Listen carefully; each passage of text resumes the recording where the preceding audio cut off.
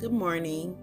I just finished my daily devotional, and this morning I read Psalm 16 verses.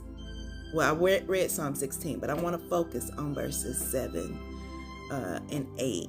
In those verses says, I will bless the Lord who gives me counsel.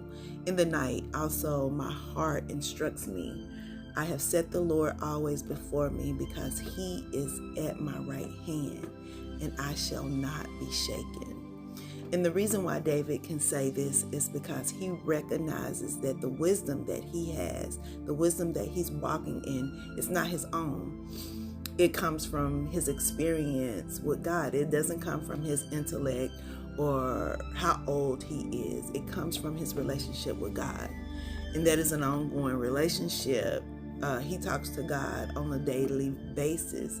And that is what shapes his thoughts and his actions. And that can apply to us. When we invite God into our daily decision, his wisdom becomes our filter. Think about it like this. You've got thoughts coming in, worries, doubt, stress, fear. But when you're connected to God, those thoughts pass through his wisdom before it hits your heart. So by the time those thoughts get to you, the anxiety drops off, the panic drops off, the weight of what if drops off.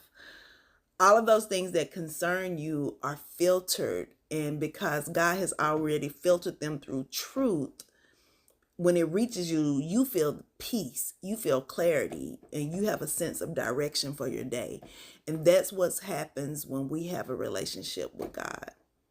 David also says, I have set the Lord always before me. That's a choice.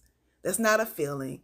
That's not hope. That's not living off of mama's and grandmama's prayer. That's David making a decision to put God in front of everything he do. So what does that look like for us? Before the meeting, we set God before us. Before we text that person back, we set God before us. Before we start overthinking today, we set God before us. That's what we have to do daily. We have to set the intention.